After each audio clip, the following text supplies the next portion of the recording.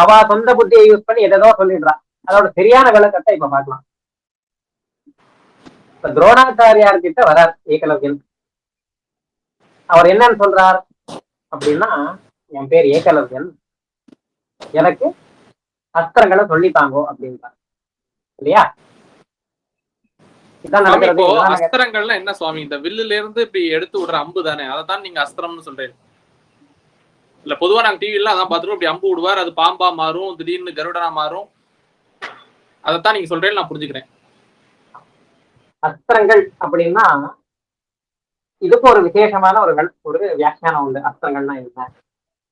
நீங்க சொல்றது பானம், அம்பு விடுறது. அம்புன்னா பானம்னு பேரு, அதுக்கு அஸ்திரம்னு பேரு இல்லை. அந்த பானம் 2 வகைப்படும், சஸ்திரம் அஸ்திரம். பானம் 2 வகையா பிரியும், சஸ்திரம் அஸ்திரம். சஸ்திரம்னா சஸ்திர வித்யை அப்படின்னா என்ன அப்படின்னா, அந்த பானத்தை விடுகிறவர் தன்னோட ஒரு உடல் வலிமை, தன்னோட ஒரு புத்தி கூர்மை, இதை 2 உபயோகப்படுத்தி அந்த பானத்தை விடுறது. அதாவது எவ்வளவு இழுத்து விட்டா எவ்வளவு தூரம் போகும், எவ்வளவு வேகமா போகும், எப்படி விட்டா எந்த யாரோட தலையில தாக்கும், யாரோட காலில் தாக்கும், எங்க தாக்கணும் சரியா அப்படின்னு அவரோட சொந்த புத்தி, அவரோட ஒரு நேர்த்தியான அந்த பானம் விடுதல், இதய பிரயோகம் பண்ணி அந்த பானத்தை, அந்த அம்பை விட்டாரே ஆனால் அதுக்கு பேர் சஸ்திரம்னு பேரு. இப்ப என்ன அஸ்திரம் என்ன அப்படின்னா, அஸ்திரம் அப்படின்னா அந்த தேவதைகளை கூப்பிடணும். வருணாஸ்திரம் அப்படின்னா வருண தேவதையை கூப்பிட்டு, இந்த பானத்துல நீ இருந்து உன்னோட வேலையை பாரு. வருண பகவான் டைரக்டா அந்த பானத்துல அவர் இருந்து அந்த வருண பகவான் என்னென்ன டேமேஜ் பண்ணவாரோ அந்த டேமேஜ் எல்லாம் பண்ணுவார். அக்னி பகவான் அந்த அதாவது என்ன பண்ணணும், அஸ்திரம் விடுறதுக்கு முன்னாடி என்ன பண்ணணும் அப்படின்னா, அந்த தேவதையை கூப்பிடுறதுக்கான சில மந்திரங்கள் உண்டு. அந்த மந்திரத்தை ஜபம் பண்ணி அந்த தேவதைகளை பிரார்த்தனை பண்ணணும். நீ இந்த பானத்துல இருந்து, இந்த பானத்துல நீ என்னென்ன அழிவெல்லாம் நீ ஏற்படுத்த முடியுமோ அந்த அழிவை ஏற்படுத்து அப்படின்னு பிரார்த்தனை பண்ணணும். அந்த பிரார்த்தனை பண்ணதுக்கு பேர் தான் அஸ்திரம்னு பேரு. துரோணாச்சாரியார் கிட்ட கேட்க வந்தது என்ன, ஏகலைவன் கேட்க வந்தது என்ன அப்படின்னா, அஸ்திர வித்தை. அதாவது இந்த ஸ்பெஷலான மந்திரங்கள் எனக்கு சொல்லுங்க, அந்த தேவதைகளை வசப்படுத்தி நான் பிரார்த்தனை பண்ண அந்த தேவதைகள் இந்த பானத்துல உட்காரணும், உட்கார்ந்து அவங்க ஏற்படுத்தக்கூடிய அந்த அழிவை ஏற்படுத்தணும். இந்த வித்தியை எனக்கு சொல்லிட்டாங்க அப்படின்னு ஏகலவ்யா துரோணாச்சாரியார் கிட்ட போறார். எப்ப போறார் தெரியுமா? தான் ஏதோ ஒரு 10 வயசு பையன், 12 வயசு பையன், யாருமே சொல்லிக் கொடுக்க யாரும் ஆள் இல்லை, ஏதோ ஒரு மகா குரு கற்றுக் கொடுத்துட்டு இருக்கார், அவர்கிட்ட போலாம் இல்ல. துரோணாச்சாரியார் கிட்ட ஏகலவ்யன் போறதுக்கு முன்னாடி 22 தடவை பெரிய பெரிய யுத்தங்கள்ல கிருஷ்ணருக்கு எதிரா, பலராமருக்கு எதிரா, படை தளபதியா ஜராசந்தனுக்கு சமமா போரிட்டு இருப்பார் அவர். 22 தடவை துரோணாச்சாரியார்கிட்ட எனக்கு வித்தியை சொல்லித்தாங்கன்னு கேட்கறதுக்கு முன்னாடி 22 தடவை அவர் படை தளபதியா இருந்து போரிட்டு இருக்கார். அந்த படையில எவ்வளவு பேர் இருந்தாங்க? 21 அக்ஷோணி. ஒவ்வொரு தடவையும் போருக்கு போறப்ப 21 அக்ஷோணி சைன்யத்தை எடுத்துன்னு போவார். அதுதான் 21 அவரோட லக்கி நம்பர்னு நினைக்கிறேன். ஜராசந்தனுக்கும் ஏகலவ்யனுக்கும் ஏதோ லக்கி நம்பர் நினைக்கிறேன். 21 ஒவ்வொரு தடவையும் போருக்கு போறப்ப 21 அக்ஷோணி சைன்யம் எடுத்துன்னு போறது, தோக்க வேண்டியது வர வேண்டியது, திரும்பி போறது, தோக்க வேண்டியது வர வேண்டியது. அப்படி முதல் போர் தான் என்ன, முன்னாடியே சொன்ன மாதிரி கம்சனை கொன்னப்ப ஜராசந்தன் கூட சேர்ந்து 21 அக்ஷோகினி சைன்யத்தை எடுத்துன்னு போய் சண்டைக்கு போனார் அப்படின்னு பாக்குறோம். கம்சன் செத்த போனோடனே நேச்சுரலா ஜராசந்தனுக்கு அந்த கோபம், என்னுடைய ஒரு சிஷ்யன் எனக்கு ரொம்ப பிரீத்தியானவன், அவனுக்கு கொண்டுட்டான் கிருஷ்ணன், அவனை நம்ம சாவடிக்கணும் அப்படின்னு 21 அக்ஷோகினி சைன்யத்தை எடுத்துட்டு ஏகலவ்யனை கூட்டிட்டு போருக்கு வரார். அந்த போர்ல கிருஷ்ணர் கூட சண்டை போட்டு ஏகலவ்யனை பத்தி சொல்றப்ப அவன் மகாவீரன் தான் சொல்றான். லோகத்துல எதுவும் அவன் அவமானம் எல்லாம் படுத்தல, ரொம்ப கோழை இவன் அப்படின்லாம் அவமானப்படுத்தல, அவன் மகா சஸ்திரசாலி மகாவீரன் அப்படின்னு தான் சொல்றான். ஆனா அந்த யுத்தத்துல என்ன தெரியுமா இருக்கிறது, அவனோட உயிர் தப்பிச்சா போதும் ஓடி போயிடுவான், பலாயனம் பண்றான். கிருஷ்ணர் பலராமர் கிட்ட மாட்டி நான் செத்து போக கூடாது அப்படின்னு தன்னுடைய அஸ்திர சஸ்திரங்களை எல்லாத்தையும் கீழே விட்டுட்டு, தன்னோட படைய அனாதையா விட்டுட்டு, படையில இருக்கவன் செத்தா சாவட்டும், உயிர் பழச்சா பழைக்கட்டும், எனக்கு கவலை இல்லை, என் உயிரை காப்பாத்திக்கணும் நான் அப்படின்னு புறமுதுகு காட்டி ஓடுவது. இப்ப தமிழ் குடியில நமக்கு பெருமையா சொல்றது உண்டு, பிறந்த குழந்தை இறந்து பிறந்தாவே மார்பில வந்து கத்தியோட கீறி புதைப்பாங்க அப்படின்னு சாமான்யமா நம்ம சங்க இலக்கியங்கள்லாம் பார்க்கணும். அப்படிப்பட்ட ஒரு வீரக்குடி தமிழ் குடி அப்படின்ட்டு. அந்த தமிழ் குடி இந்த ஏகலவ்யனை எப்படி பார்க்கணும்? பெரிய வீரன், 21 அக்ஷோகினி சைன்யத்தோட படை தளபதி. தோத்து போறோம், செத்து போயிருக்கோன்ற நேரத்துல என்ன பண்ணிருக்கணும்? எந்த நிமிஷத்துக்கு போய் செத்து போயிருக்கணுமா இல்லையா? என்ன நடந்திருக்கு? புறமுதுகு காட்டி ஓட்டியிருக்கான். இதுல இன்னொரு விஷயத்த கவனிக்கணும் நாம. அவன் வெறும் 21 அக்ஷோகினி சைன்யத்தோட படை தளபதி மட்டும் இல்ல, அதற்குரிய தகுதியும் பெற்றிருந்தான். ஒரு வித்தியையும் தெரியாம 21 அக்ஷோகினி சைன்யத்துக்கு படை தளபதி ஆகிட முடியுமா என்ன? அவனுக்கு வித்தியை தெரிந்திருந்தது. எந்த வித்தியை தெரிந்திருந்தது அப்படின்னு மத்வாச்சாரியார் சொல்றார், பைசாச்ச வித்யா. காட்டிற்குள் பிசாசங்கள், பிசாசு, இவங்க கூட எல்லாம் ஸ்நேகத்தை வச்சுட்டு பிசாச வித்யா, அதாவது இப்ப எப்படி வருணாஸ்திரம் அப்படின்னா வருணனை தியானம் பண்ணா அந்த அம்புல வந்து உட்கார்ந்து வருணன் எப்படி எந்த விதமான கெட்ட விளைவுகளை விளைவிப்பாரோ அந்த விளைவுகளை விளைவிப்பார். பைசாசங்களை அவங்க தியானம் பண்ணா அந்த பிசாசு வந்து அந்த அஸ்திரத்துல உட்கார்ந்து அந்த பிசாசு என்னென்ன விதமான டேமேஜ் எல்லாம் பண்ண முடியுமோ அந்தந்த விதமான டேமேஜ் பண்ணிட்டு இருக்கும். அப்படிப்பட்ட பைசாச வித்யா அந்த ஏகலவ்யனுக்கு ஆல்ரெடி தெரிஞ்சிருந்தது. அதுல ரொம்ப பெரிய ஒரு பிரவீனனா இருந்தான், நம்பர் 1 இருந்தான். அந்த நம்பர் 1 இருந்ததுனாலதான் 21 அக்ஷோகினி சைன்யத்துக்கு படை தளபதியா இருந்தான். அப்படி இருந்த பட்சத்திலும் புறமுதுகு காட்டு ஓடினான். ஒரு தடவை இல்லை, 2 தடவை இல்லை, 3 தடவை இல்லை, 21 தடவைகள் இல்ல 22 தடவை துரோணாச்சாரியார் கிட்ட போய் கத்துக்கிறதுக்கு முன்னாடி, எனக்கு கத்துக் கொடுங்கன்னு கேட்கறதுக்கு முன்னாடி 21 தடவை இந்த மாதிரி கிருஷ்ணர் கிட்டையும் பலராமர் கிட்டையும் பீமசேனன் கிட்டையும் தோத்து போயிருக்கார். அதுவும் மத்வாச்சாரியார் சொல்ல, பீமசேனர் வந்து தன்னோட குழந்தை பருவத்துல காட்டுல இருந்து இதுக்கு வருவாங்க, நகரத்துக்கு வருவாங்க. அதாவது பாண்டு செத்து போயிடுவார். பாண்டுன்னா அவங்க அப்பா செத்து போயிடுவார். செத்து போனதுக்கு அப்புறம் வேதவியாசர் அழைச்சுன்னு வருவார், நீங்க வந்து உங்களோட பெரியப்பா கூட இருங்கோ அப்படின்னு ஹஸ்தினாபுரத்துக்கு அழைச்சுன்னு வருவாங்க. அந்த ஹஸ்தினாபுரத்துக்கு அழைச்சுன்னு வரப்ப பீமசேனருக்கு என்ன அப்படின்னா, தன்னுடைய சொந்தக்காரங்கிட்ட எல்லாம் போய் தன்னோட பராக்கிரமத்தை காட்டி டெஸ்ட் பண்ணணும், நாம எவ்வளவு பலசாலியா இருக்கோம் அப்படின்னு டெஸ்ட் பண்ணிக்கலாம்னு துரியோதனன் கிட்ட போறார், துஷாசன கிட்ட போறார், சல்யன் கிட்ட போறார், சால்வன் கிட்ட போறார், அங்க ஏகலவ்யன் கிட்டையும் போறார். அதாவது பீமனுடைய சொந்தக்காரர்களில் ஏகலவ்யனும் ஒருத்தன். பீமன் யாரு? ராஜபுத்திரன், குருவம்சத்தோட ராஜா, சந்திரவம்சத்தோட ராஜா. பீமன் யாரு? சந்திரவம்சத்தோட ராஜா. ஏகலவ்யன் பீமசேனோட சொந்தக்காரன் அப்படின்னா அவன் யாரா இருக்கணும்? ராஜ குடும்பத்தை சேர்ந்தவனா இருக்கணும். ராஜ குடும்பத்தை சேர்ந்தவனா இருக்கணும். ஏகலவ்யன் அப்படின்றவன் ராஜ குடும்பத்தை சேர்ந்தவன்.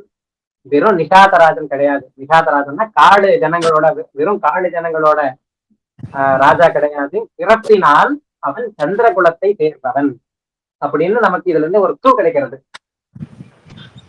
இந்த க்ளூவை வச்சுட்டு நாம சில விஷயங்கள்லாம் தேடி பார்த்தனால சந்திர குலத்தை வம்சத்தோட ராஜான்னு சொல்றாங்களே, எங்க இதுக்கு என்ன ப்ரூஃப்? சந்திர குலத்தை வம்சத்தோட ராஜானா யாரோட பையன் இவன்? நிஷாதராஜனோட பையன் இல்லைன்னு தெரிஞ்சிருக்கு நமக்கு. நிஷாதராஜன்னா வேடுவ குலத்தை சேர்ந்த பையன், ஒரு ராஜாவோட பையன் இல்லைன்னு தெரிஞ்சிருக்கு. இவன் சந்திர வம்சத்தோட ராஜான்னு தெரிஞ்சிருக்கு. எந்த சந்திர வம்சத்தோட ராஜா? இவனோட நிஜமான தந்தை, பயாலஜிக்கல் ஃபாதர் யாரு அப்படின்னு நம்ம தேடி பார்த்தா ஹரிவம்சத்துல நமக்கு ஆச்சரியமா கிடைக்கிறது தேவஸ்ரவா அப்படின்னு ஒரு ராஜா. அவர் வேற யாரும் இல்ல, வசுதேவன்னா யாரு? கிருஷ்ணனுடைய அப்பா வசுதேவன். வசுதேவனுடைய சொந்த அண்ணா தேவஸ்ரவா அப்படின்னு பேரு. அந்த தேவஸ்ரவனுடைய முதல் பையன் ஏகலவ்யன். தேவஸ்ரவத்தோட முதல் பையன் ஏகலவ்யன். அவன் பிறந்தவன்னே நரி ஊளை உடைதல், அப்புறம் வந்து பேட்வில் கெட்ட வாசனை வருது, இந்த மாதிரி சில அபசகுணங்கள்லாம் வரும்.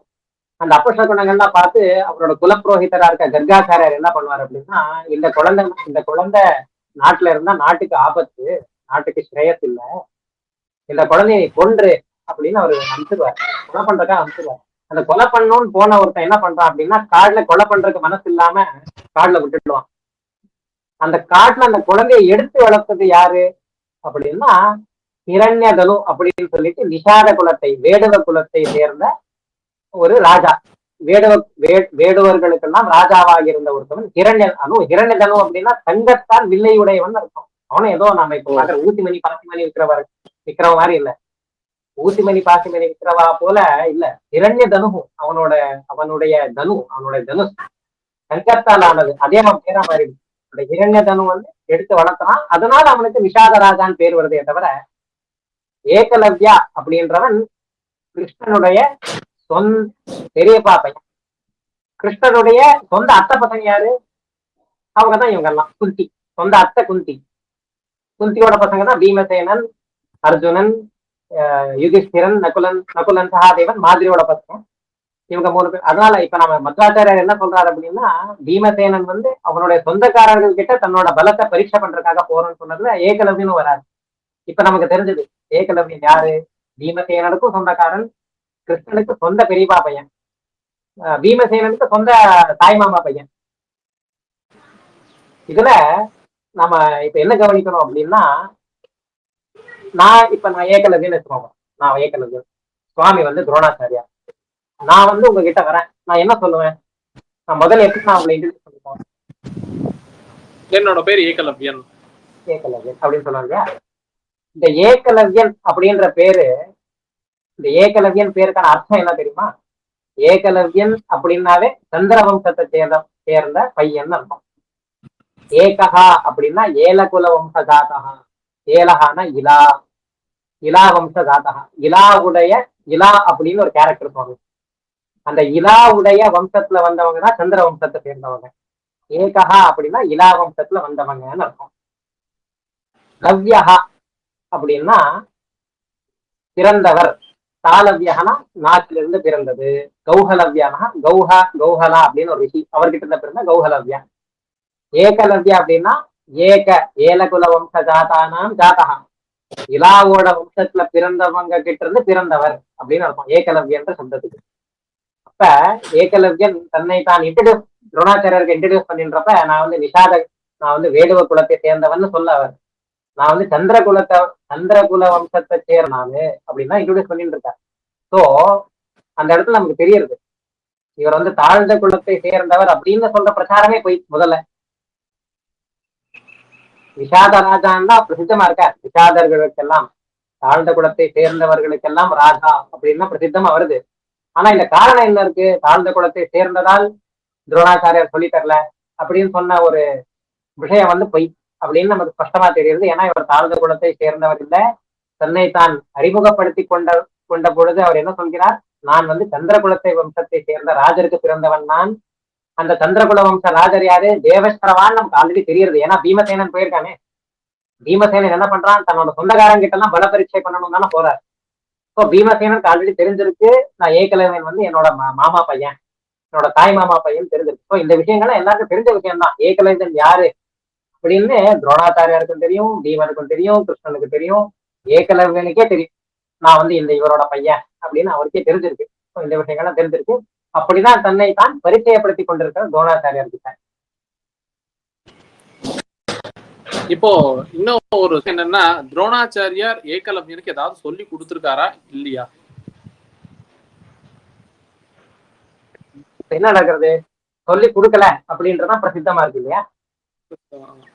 கேட்கிறார், சொல்லி கொடுக்கல. ஏன் சொல்லி கொடுக்கல? அதுக்கு காரணம் என்ன சொல்றா? தாழ்ந்த குலத்தை சேர்ந்தவன், அதனால் சொல்லிக் கொடுக்கல. இவன் தாழ்ந்த குலத்தை சேர்ந்தவன் இல்லை என்பது நமக்கு இப்போது உறுதியாகிவிட்டது. அந்த குலத்துக்கு ராஜாவாக திகழ்ந்து கொண்டிருந்தான் அப்படின்றது கூட நம்ம பார்த்துட்டோம். அந்த குலத்துக்கு ராஜாவா இருந்ததுனால தான் சொல்லிக் கொடுக்கல போல அப்படின்னு ஒரு யூகா வரலாம் அப்படின்னு நம்ம அசியூம் பண்ணலாம். வி கேன் அசியூம் அந்த குலத்துல இருந்தவங்களுக்கு தான் சொல்லிடுறோம். ஆனா நாம ஆல்ரெடி கர்ணனுக்கு சொல்லி கொடுத்ததா நம்ம ஆல்ரெடி பார்த்துட்டோம். கர்ணனுக்கு துரோணாச்சாரியாரும் சொல்லி கொடுத்திருக்கார், கிருபாச்சாரியாரும் சொல்லி கொடுத்திருக்கார் அப்படின்ற விஷயத்தை நம்ம பார்த்துட்டோம். தாழ்ந்த குலத்தில் சேர்ந்தவர்களும் கற்றுக்கொள்ள வேண்டும் என்ற ஆசை இருந்தால் அவர்களுக்கும் மகா ஆச்சாரியர்களான துரோணாச்சாரியாரும் கிருபாச்சாரியாரும் சொல்லி கொடுத்திருக்கிறார்கள். அதனால குலம் அப்படின்றது வித்யைக்கு ஒரு பிரதிபந்தகமா இல்லை. வித்தியை சொல்லி கொடுக்க மாட்டேன் அப்படின்னு சொல்றதுக்கு ஒரு இடைஞ்சலா இல்லை அப்படின்றது பார்த்துக்கோம். அப்ப ஏகலைவனுக்கு ஏன் சொல்லி தரல? கொஸ்டின் வருதா இல்லையா? ஏகலைவன் உயர்ந்த குலத்தை சேர்ந்தவன் என்று நாம் பார்த்து விட்டோம். தாழ்ந்த குலத்தை சேர்ந்த கர்ணனுக்கும் சொல்லிக் கொடுத்திருக்கிறார்கள் என்பதையும் பார்த்து விட்டோம். ஏகலைவனுக்கு சொல்லிக் கொடுக்கல அப்படின்ற விஷயம் நமக்கு தெரிஞ்சிருக்கு. ஏன் சொல்லிக் கொடுக்கல அப்படின்னு நமக்கு ஒரு கேள்வி நேச்சுரலா வருது இல்லையா? ஏன் சொல்லிக் கொடுக்கல அப்படின்னா, துரோணாச்சாரியார் தன் வித்தைகளை யாரிடமிருந்து கற்றுக்கொண்டார்? பரசுராமர் கிட்ட இருந்து கற்றுண்டார். துரோணாச்சாரியாருக்கு என்ன வித்தை வந்திருக்கு, அந்த வித்தை எங்க இருந்து வந்திருக்குன்னா பரசுராமர் கிட்ட இருந்து வந்திருக்கு. எப்படி அப்படின்னா, நாம் சில விஷயங்கள் துரோணாச்சாரியார் பற்றியும் பார்க்க வேண்டியதா உள்ளது. இப்ப சொல்றாங்க இல்லையா, மற்ற மதங்கள்லாம் இந்த பிரீஸ்ட்ஹுட், அதாவது குருமார் அப்படின்றது அவங்கதான் ரொம்ப வெல்த்தியா இருப்பாங்க. வாட்டிக்கன்ல போப்ப பார்க்கலாம், அவர் தான் இருக்கிறதுலே பணக்காரர். கிறிஸ்துவர்கள்ல பணக்காரர்கள் யாரு அப்படின்னா வாட்டிக்கன்ல இருக்க போப்பு தான். அந்த வாட்டிக்கன் ஒரு பெரிய ராஜ்யமே, செப்பரேட் கண்ட்ரி. இந்த world smallest country is Vatican. அதுல வேலை செய்யறவர்கள் எல்லாம் அதோட சிட்டிசன். நம்ம பாக்குறோம், யார் தன்னை கடவுளுடைய பிரதிநிதிகள் என்று சொல்லிக் கொள்கிறார்களோ மற்ற மதத்தில் அவர்கள்தான் யார்? பணக்காரர்களாய் உள்ளனர். சரியா? நம்ம மதத்துக்கு வாங்க. துரோணாச்சாரியார் யாரு? பிரகஸ்பதியோட அவதாரம். பிரகஸ்பதி யாரு அப்படின்னா தேவதைகளுக்கெல்லாம் குரு. அவருடைய அவதாரம் துரோணாச்சாரியார். யாருக்கெல்லாம் வித்தியை சொல்லி கொடுத்திருக்காரு? கௌரவர்களுக்கும் பாண்டவர்களுக்கும். சக்கரவர்த்தி. இடி பூமண்டலம், the whole earth was under the control of Kaurava. அவர்களுக்கு சொல்லி கொடுத்திருக்காரு துரோணாச்சாரியர். இந்த துரோணாச்சாரியர் எப்படி இருந்திருக்கணும்? அவருடைய செல்வ செழிப்பு எப்படி இருந்திருக்கணும்? கிட்டத்தட்ட அந்த ராஜாக்களுக்கு சமமா இருந்திருக்கணும். அவரோட வாழ்க்கை எப்படிப்பட்டது தெரியுமா? அவர் பண்ணது கோவிருத்தி அப்படின்னு ஒரு விருத்தி ஆச்சரணை பண்ணார். கோவிருத்தினா என்னன்னு சொல்லிட்டு இருந்தேன். படிநிலைகள் இருக்கு அப்படின்னு சொல்லிட்டு இருந்தேன். இந்த பிராமணாக்கு நாலு கெரியர் ஆப்ஷன்: கோவிருத்தி, சிலாவிருத்தி, உஞ்சவிருத்தி, யாயாவர விருத்தி. இந்த யாயாவர விருத்தினா என்ன அப்படின்னா, தெருவா போய் யாசகம் பண்ணணும். யாராவது எனக்கு சாதம் கொடுக்க மாட்டாங்களா, யாராவது எனக்கு அரிசி போட மாட்டாங்களான்னு யாசகம் பண்ணணும். இந்த பிரசித்தமா புரந்தரதாசர், தியாகராஜர் முதலான மகான்கள் எல்லாம் பண்ணியிருக்காங்க. பகவான் நாம பாடிண்டே போயிட்டு இருக்கப்ப இவா போய் கேட்க மாட்டான் எனக்கு கொடுக்கும் அப்படின்ட்டு, அப்படியே போயிட்டே இருப்பா. யாரோ கொடுத்தா வாங்கிட்டு திரும்பி வந்துடுவா. அதுவும் 7 வீட்டுலதான் வாங்கணும். 7 வீட்டை விட 8வது வீட்டுல வாங்க போக கூடாது. இன்னைக்கு வாங்கின அதே தெருவுக்கு நாளைக்கு போக கூடாது. இன்னொரு 1 வாரத்துக்கு அந்த தெருவுக்கு போக கூடாது. அப்படின்னா யாயாவரவர்த்தின்னு பேரு.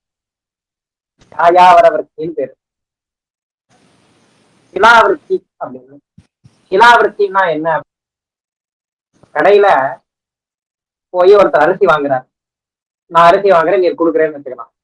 நீரை அளந்து என்னோட பையில நீர் போடுவேன் இல்லையா? அளந்து பையில போடுவேன். போடுறப்ப அந்த பையில 99.99% தானியம் பையில, 1% தானியங்கள் கீழே சிதறும் இல்லையா? அந்த கடையெல்லாம் மூண்டதுக்கு அப்புறம் அந்த பிராமணர் அந்த கடைக்கு போகணும். இருக்கும் தானியங்கள், அதை பொறுக்கிட்டு அந்த நாளைக்கு எவ்வளவு தேவையோ அவ்வளவு தானியங்களை மட்டும் பொறுக்கி அன்னைக்கு அன்ன நைவேத்தியாதிகள்லாம் பண்ணி தன்னோட குடும்பங்களுக்கு குழந்தைகளுக்கெல்லாம் வரக்கூடிய அதிதிகளுக்கு அன்னத்தை உண்வித்து அப்புறம் தான் சாப்பிடுவது. இதுக்கு அப்படின்னு இதை நார்மலா இந்த பிக்ஷை போறதுதான் ஊஞ்ச விருத்தின்னு தப்பா புரிஞ்சுட்டு இருக்கா ஜனங்கள்லாம் கூட. இந்த ஊஞ்ச விருத்தி அப்படின்னா, ஊஞ்ச அப்படின்னு ஒரு பட்சி இருக்கு. ஒரு பட்சிக்கு பேர் ஊஞ்சான் பட்சி. அந்த பட்சி என்ன பண்ணுவோம் அப்படின்னா, தானியங்கள் விளைவிக்கக்கூடிய அந்த சத்தியக்ஷேத்திரம், அந்த விளை நிலத்துக்கு சென்று அங்க இருக்கிற தானியங்கள் ஒவ்வொரு தானியமா எடுத்துன்னு வரும். ஒரு தானியமா எடுத்து அதோட கூடல வைக்கும். அப்புறம் திரும்பியும் போகும், ஒரு தானியத்தை எடுத்துட்டு வந்து அதோட கூடல வைக்கும்.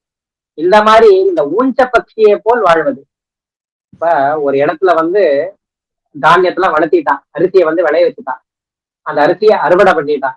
அறுவடை பண்ணி அந்த அறுவடை பண்ண அரிசியை அடிச்சா அந்த தானியங்கள்லாம் சிதறும். அந்த சிதறின தானியத்தை மூட்டையில கட்டி எடுத்துன்னு போயிடுவா. எடுத்துன்னு போனதுக்கு அப்புறம் அந்த இடத்துல இனிமேல் அந்த அரிசி எடுக்க முடியாது, அந்த தானியத்தை எடுக்க முடியாதுன்ற பட்சத்துல அதை விட்டுருப்பா இல்லையா? இனிமேல் அதை எடுக்கிறது வேஸ்ட் அப்படின்னு விட்டுருப்பா இல்லையா, அந்த தானியத்தை எடுக்கணும்.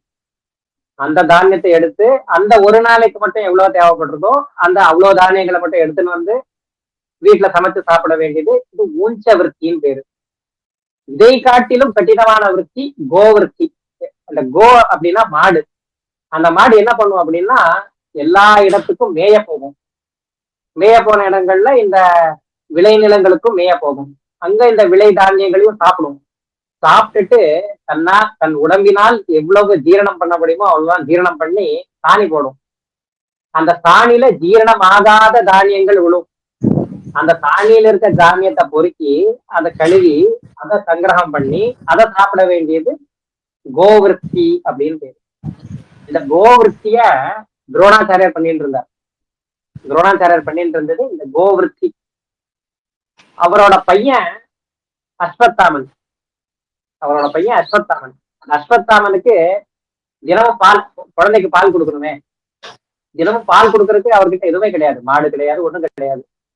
அந்த அரிசி இருக்குல்ல, கொண்டு வந்த கோவிருத்தினால அரிசி, அந்த அரிசியை இடித்தா மாவு வரும். கலந்து இதுதான் பால் கொடுத்துட்டு இருந்தான் அஸ்வத்தாமனுக்கு. ஒரு நாள் அஸ்வத்தாமன் என்ன பண்றாரு அப்படின்னா, இந்த கௌரவர்கள் எங்க வந்து துரியோதனன் பாண்டவர்கள் எல்லாம் விளையாண்டுட்டு இருந்தான், அந்த இடத்துக்கு போனான். அந்த இடத்துக்கு போய் அவளா பால் கொடுத்தான். அந்த பாலை இந்த அஸ்வத்தாமனும் குடிக்கிறார். குடித்த உடனே என்ன ஆகுது, ஓஹோ இத்தனை நாள் நான் எங்க அப்பா அம்மா என்ன ஏமாத்திட்டு இருந்தா, இதுதான் நிஜமான பால், இது எவ்வளவு ருச்சியா இருக்கு, இதை கொடுத்தா எவ்வளவு நமக்கு புத்துணர்ச்சியா இருக்கு, இந்த பாலை கொடுக்காம பொய்யான பால் எனக்கு கொடுத்துட்டு இருந்தா இது வரைக்கும் அப்படின்னு போய் அவங்க அப்பா கிட்ட போய் சண்டை போடுறாரு அவர். இல்ல நீ கொடுத்தது பாலே கிடையாது, பொய்யான பால். அப்ப அந்த அப்பாவுக்கு ஒரு மனசுல ஒரு சின்ன ஒரு ஏக்கம் வருது, ஓஹோ என்னோட பையனுக்கு நல்ல பால் கூட கொடுக்க முடியலையே அப்படின்னு அவர் யாச்சகம் பண்ண போறாரு. அதாவது எனக்கு எல்லாரும் கொடுக்கும் அப்படின்னு யாச்சகம் பண்ண போற. யாச்சகம்னா பிச்சை எடுக்க போறார். பிச்சை எடுக்க போறார். யார்கிட்ட பிச்சை எடுத்தா தப்பு இல்லை அப்படின்னா, எல்லாத்தையும் கொடுக்குற பகவான் கிட்ட பிச்சை எடுத்தா தப்பு இல்லை. யாரோ ஒரு ராஜா கிட்டதான் போய் நிக்க கூடாது, இல்ல யாரோ ஒரு தனவான் கிட்டதான் போய் நிக்க கூடாது. எல்லாத்தையும் படி இழக்கிற பகவான் கிட்டயே நாம போய் இதை கொடு அதை கொடுன்னு கேட்டா அது பிச்சை ஆகாது அப்படின்னு எங்க போறாரு அப்படின்னா கோவந்த பர்வத்துக்கு போவார். அங்க யார் இருக்காருன்னா பரசுராமர் இருக்கார். பரசுராமர் எல்லா பிராமணர்களுக்கும் தானத்தை கொடுத்துட்டு இருக்கார். அவர் 21 தடவை பூ பிரதட்சணம் பண்ணி எல்லா கெட்ட கஷத்திரியர்களையும் அழிச்சு அந்த சம்பாதித்த அந்த நிலத்தையும் தங்கத்தையும் எல்லா பிராமணர்களுக்கும் விநியோகம் பண்ணிட்டு இருக்கார். அந்த இடத்துக்கு போறார். பகவான் கிட்ட நான் வந்து யாச்சகம் பண்ணா தப்பில்லை. இவர் வரதை பார்த்து பரசுராமர் என்ன பண்றாருன்னா, இவர் வரதுக்கு முன்னாடி எல்லா பிராமணர்களுக்கும் அவர் மொத்த சொத்தி கொடுத்துட்றாரு. இவர்கிட்ட கொடுக்கறதுக்கு ஒண்ணுமே இருக்காது. துரோணாச்சாரியர் போய் கேட்கிறார், சுவாமி எனக்கு என் பையனுக்கு வந்து மாடு தேவைப்படுறது, பால் தேவைப்படுறது, பாலுக்கு மாடு தேவை, எனக்கு ஒரு மாடு கொடு. அவர் பரசுராமர் சொல்றாரு, ஐயோ நீ கொஞ்ச நேரத்துக்கு முன்னாடி வந்துட கூடாதாப்பா, இப்பதான் எல்லாத்தையும் கொடுத்து முடிச்சிட்டேன் நானு. கொஞ்ச நேரத்துக்கு முன்னாடி வந்தா உனக்கு நான் கொடுத்துருப்பேன். இப்ப என்கிட்ட ஒண்ணுமே இல்லையா, ஒண்ணு நான் இருக்கேன், இல்ல என்னோட அஸ்திரம் இருக்கு, நான் இருக்கேன், என்னோட அஸ்திரம் இருக்கு, இல்ல என்னோட வித்யை இருக்கு. இந்த 3 தான் இருக்கு. இப்ப என்கிட்ட இருக்கிறதுனா 3 தான். ஒண்ணு நான், இன்னொன்னு என்னோட பரசு, என்னோட விஷ்ணு தனுஷ், இன்னொன்னு என்னோட வித்யை. இந்த 3 உனக்கு என்ன வேணும்ப்பா அப்படின்னு கேட்கிறார். சுவாமி நீ எல்லாருக்கும் சுவாமி, நீ உன்ன எனக்கு மட்டும் நான் பர்சனலா வச்சுக்கிறது தப்பு. வச்சுக்கவும் முடியாது, வச்சுக்கவும் கூடாது. உன்னோட அஸ்திரங்களை அது நீ மட்டும்தான் பிரயோகம் பண்ண முடியும். உன்னை விட்டா வேற யாருனாலையும் பிரயோகம் பண்ண முடியாது. அதனால அந்த அஸ்திரங்களை நீனே வச்சுக்கோ, பரசுவையோ தனுஷையோ நீனே வச்சுக்கோ. உங்ககிட்ட இருக்க வித்யை அது எனக்கு சொல்லிட்டான். மாடு வேணும், பையனுக்கு பால் கொடுக்க மாடு வேணும்னு போன ஒருத்தர் என்ன பண்ணிருக்கணும், மாடு கிடைக்கல, இன்னொருத்தர்கிட்ட போய் மாடு கேட்கணும் இல்லையா? 12 வருஷம் துரோணாச்சாரியர்கிட்டயே தங்கிடுறார். தங்கி வித்தியை சம்பாதனை பண்றார். பரசுராமர் கிட்டயே தங்கி வித்திய சம்பாதனை பண்றார். அதாவது வீட்டுல ஏழ்மை, பையனுக்கு பால் கூட கொடுக்க முடியல, பையன் கேவலப்படுத்துறான். அந்த சமயத்துல பரசுராமர் கிட்ட போய் கிடைக்கலன்னா இன்னொரு யாரோ தனவான் கிட்ட போயிருக்கணும் இல்லையா? அவர் வித்தியை சொல்லி கொடுக்குறாரு சொன்னோடனே வித்தியை கத்துக்கணும்னு 12 வருஷம் அங்கேயே தங்கிட்டார். தங்கி வித்தியை கத்துக்கிறார். அந்த வித்தியை முடிச்சு அவர் திரும்பி வீட்டுக்கு வரணும். வீட்டுக்கு வர பரசுராமர் கிட்ட ஒரு சத்தியம் வாங்குறார். பரசுராமர் துரோணாச்சாரியர் கிட்ட ஒரு சத்தியம் வாங்குறார். அப்பா என்னோட வித்தியெல்லாம் நீ கத்துண்ட, இந்த வித்தியை நீ யாருக்கும் சொல்லிக் கொடுப்பேன், அந்த சொல்லிக் கொடுக்குறவன் யோக்கியமானவனா பார்த்து நீ சொல்லிக் கொடு அப்படின்னு அவர் சத்தியம் வாங்குறார் பரசுராமர். யோக்கியமானவனா இருந்தா மட்டும்தான் நான் என்கிட்ட நீ கத்துட்ட வித்யை எல்லாத்தையும் சொல்லிக் கொடுக்கணும், இல்லைன்னா அவனுக்கு சொல்லிக் கொடுக்காது. பரசுராமர் வந்து ஒரு சத்தியத்தை வாங்குறார். இந்த ஒரு சத்தியத்தை நீங்க ஞாபகம் வச்சுக்கோங்க. ஒரு சத்தியத்தை இதுக்கு வித்தியை கத்துனதுக்கு அப்புறம் திரும்பி தேவைப்படுறது பையனுக்கு மாடு மாடு கொடுக்கணுமே. அப்ப திருப்பதராஜன் கிட்ட போறாரு. திருப்பத தேசத்தோட ராஜா திருப்பத ராஜா, திரௌபதியோட அப்பா. பாஞ்சாலி இருக்கா இல்லையா, பாஞ்சாலி அவளுக்கு திரௌபதின்னு பேரு. இந்த திரௌபதியோட அப்பா திருப்பதராஜன். இந்த திருப்பதராஜனும் துரோணாச்சாரியாரும் பால்ய சிநேகிதர்கள். 2 பேரும் சேர்ந்து குருகுலத்துல படிச்சவங்க. குருகுலத்துல படிக்கிறப்ப திருப்பதராஜன் என்ன பண்ணிருப்பாரு அப்படின்னா, நான் பெரிய தேசத்து ராஜா ஆக போறேன், இந்த பாடசாலை எல்லாம் முடிச்சதுக்கு அப்புறம் பெரிய தேசத்தோட ராஜா நானு, நீ என்னோட பெஸ்ட் ஃப்ரெண்ட், என்னோட பாதி ராஜ்யம் உனக்கு நான் தான் அப்படின்னு ப்ராமிஸ் பண்ணிடுறாரு. இப்ப துரோணாச்சாரியருக்கு அது ஞாபகம் வருது. ஓஹோ, பாதி ராஜ்யம் எனக்கு, பாதி ராஜ்யம் என்னோடது அப்படின்னு அவன் ப்ராமிஸ் பண்ணிட்டான். என்னோட தேசத்தை நான் கேட்க போறேன், எனக்கு சொந்தமான இடத்த நான் கேட்க போறேன் அவன்கிட்ட அப்படின்னு துருபதராஜன் கிட்ட போறாரு.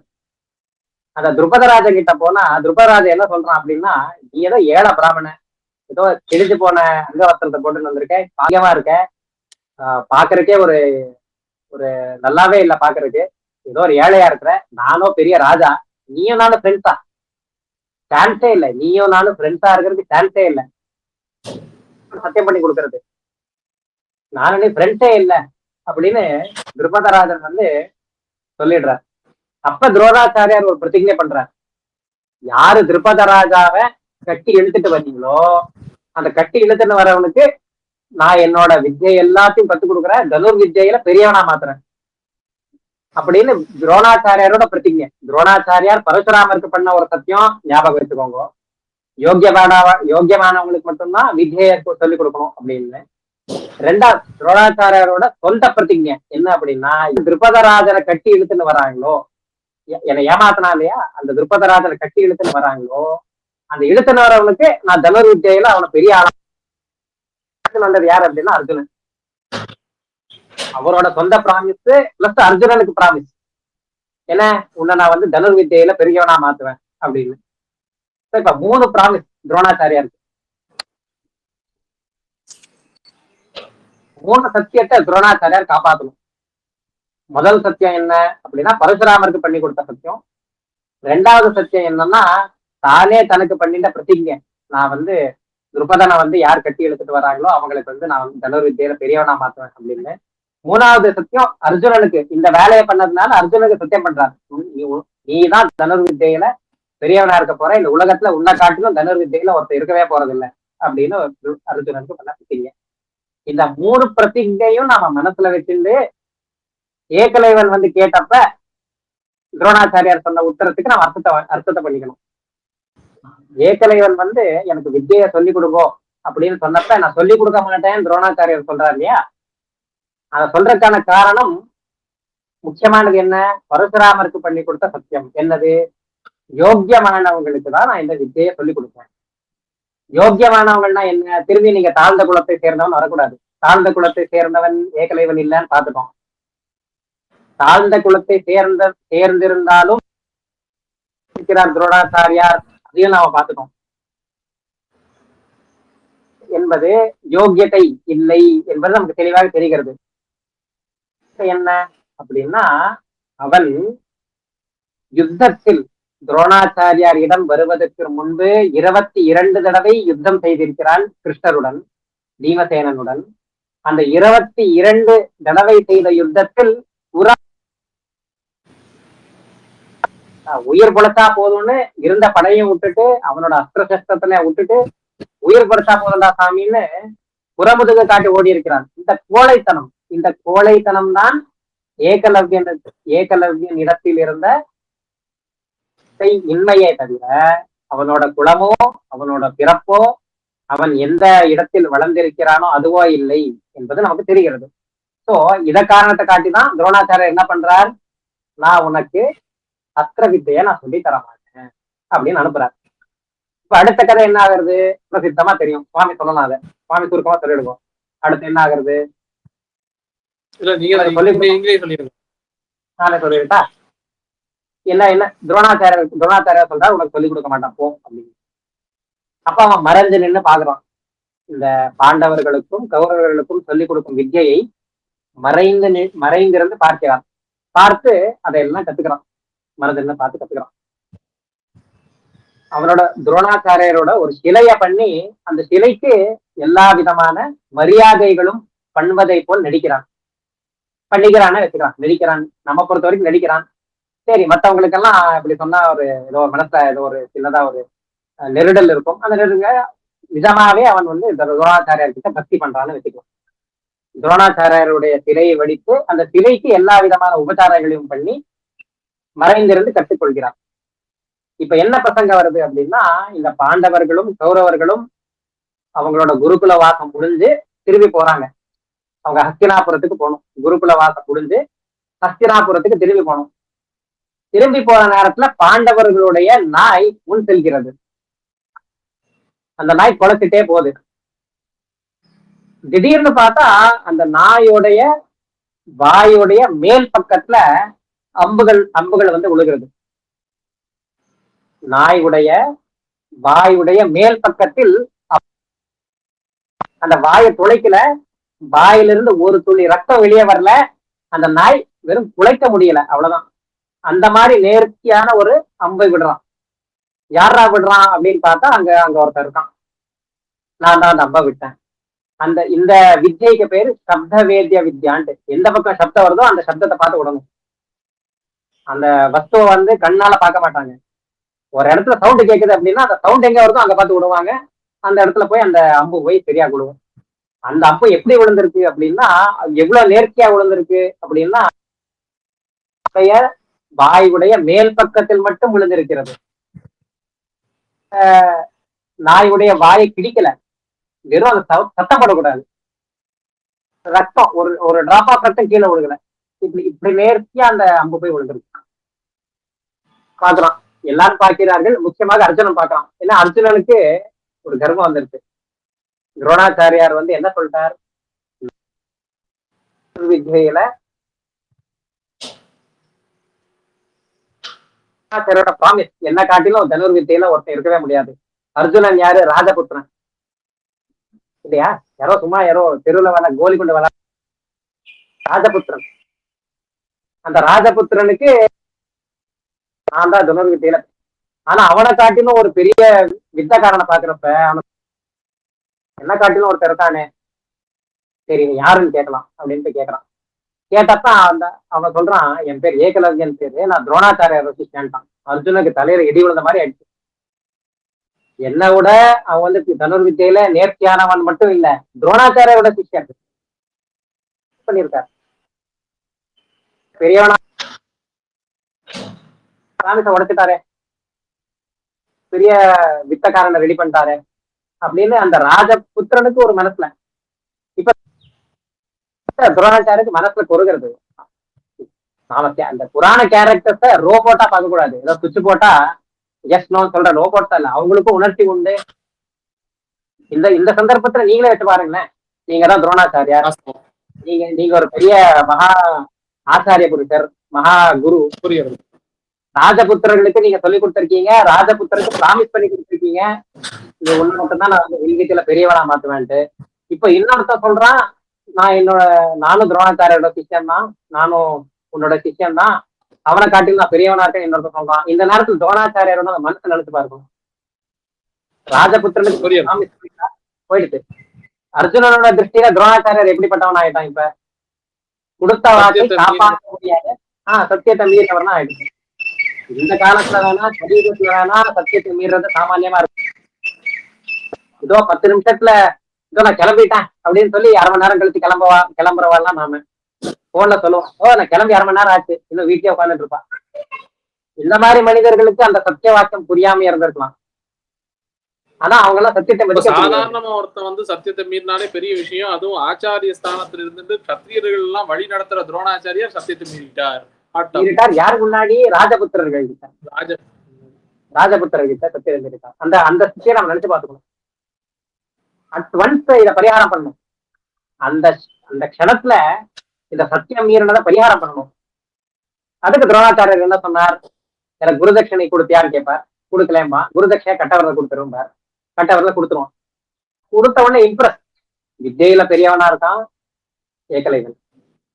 தன்னுடைய மூர்த்திய, துரோணாச்சாரியாரோட மூர்த்திய பண்ணி அதுக்கு வழிபாடு பண்ணிட்டு இருக்கான், இம்ப்ரெஸ். கட்டவரல கேட்டோன்னு கொடுத்துட்டான், இம்ப்ரெஸ். துரோணாச்சாரியார் இம்ப்ரெஸ் ஆயிட்டார். வெளியே காமிச்சுக்கல. அர்ஜுனன் கிட்ட என்ன ஆயிடுச்சு, அர்ஜுனன் பண்ணி கொடுத்த சத்தியம் இப்ப உண்மையா. வில்லு விடுறதுக்கு இந்த கட்ட விரல் தான் முக்கியம். கட்ட விரல்ல இழுத்துதான் வில்ல விடும், அம்ப விடணும். அந்த கட்ட விரல இல்லைன்னு சொன்னாலே அர்ஜுனன் கிட்ட வந்து கன்சோல், அந்த வேலை முடிஞ்சது. அந்த டாஸ்க் இஸ் கம்ப்ளீட்டட். ஆனா துரோணாச்சாரியருக்கு மனசுல என்ன, இம்ப்ரெஸ் ஆயிட்டார். அவரோட குருபக்திய பார்த்து இம்ப்ரெஸ் ஆயிட்டார். அர்ஜுனனுக்கும் சமாதானப்படுத்தியாச்சு இப்பத்துக்கு. இந்த இம்ப்ரெஸ் ஆன துரோணாச்சாரியார் ஏகலவனுக்கு தனியா பர்சனல் டியூட்டரிங் இப்ப சொல்றோம் இல்லையா, பணக்கார வீட்டுல எல்லாம் பண்றது உண்டு. தன்னுடைய வீட்டுல இருக்க பசங்களுக்கு சொல்லிக் கொடுக்கணும்னு பர்சனலா அவங்களுக்கு 30,000 ரூபாய், 40,000 ரூபாய், 50,000 ரூபான்ட்டு அந்த குரு சொல்லிக் கொடுக்கிறவர் வீட்டுக்கே வந்துடுவார். அந்த பணக்காரங்களோட வீட்டுக்கே வந்து அந்த பணக்கார பசங்களுக்கு சொல்லிக் கொடுப்பாங்க. பர்சனல், மற்ற பசங்களோட எல்லாம் சேர்ந்து சொல்லிக் கொடுக்க கூடாதுன்னு பர்சனலா டியூட்டரிங், பர்சனல் டியூட்டரிங் பண்ணுவாங்க. அந்த மாதிரி ரைவத பர்வதம்னு ஒரு பர்வதம் உண்டு. எது பக்கத்துல, துவாரகா பக்கத்துல. துவாரகா பக்கத்துல ரைவத பர்வதம்னு ஒரு பர்வதம். அந்த பர்வதம் தான் ஏகலவ்யனோட வீடு. அந்த வீட்டுக்கு துரோணாச்சாரியா போயிடுறார். ராஜபுத்திரர்கள் எல்லாம் துரோணாச்சாரியோட ஆசிரமத்துக்கு வந்து வித்தியை கத்துனாங்க. ஆனா துரோணாச்சாரியர் என்ன பண்றார், ரைவத பர்வதம்ன்ற ஏகலவ்யனோட வீட்டுக்கே போய் சுமார் 12 வருஷம் அவன் கூடயே இருந்து பரசுராமர் கிட்ட இருந்து என்ன வித்தியெல்லாம் கத்துனாரோ அந்த வித்தியெல்லாம் சொல்லிக் கொடுக்குறாரு. ஏன் சொல்லிக் கொடுக்குறாரு, அந்த இம்ப்ரெஸ் ஆனதுனால. ஏகலைவன் இம்ப்ரெஸ். இது எங்க வருதுன்னா, மத்வாச்சாரியாரும் அவரோட மகாபாரத தாத்பரிய நிர்ணயத்துல இதை உல்லேகம் பண்றா. அந்த மத்வாச்சாரியார் பண்ண ஸ்லோகத்தோட டிப்பணிக்காரான்ட்டு அதுக்கு வந்து விளக்க உரை எழுதியிருப்பா. அந்த விளக்க உரையில் பண்ணவா ஹரிவம்சத்துல இத்தனாவது அத்தியாயத்துல துரோணாச்சாரியார் ஏகலவ்யனுக்கு வித்தியை கத்துக் கொடுத்துட்டு இருக்கார் அப்படின்னு ஸ்லோகம் வருது. அந்த ஸ்லோகத்தை வச்சுதான் மத்வாச்சாரியார் இந்த ஸ்லோகத்தை எழுதியிருக்காருன்னு அந்த விளக்க உரை சொல்றவர் அந்த ஸ்லோகத்தையும் காமிச்சு கொடுக்குறார். அந்த இடத்துக்கு போய் பார்த்தா அந்த ஸ்லோகம் இருக்கு. துரோணாச்சாரியார் ஏகலவ்யனுக்கு திவ்யாஸ்திர வித்தியைகளை கற்றுக் கொடுத்திருக்கிறார், பர்சனல் டியூட்டரிங்கா.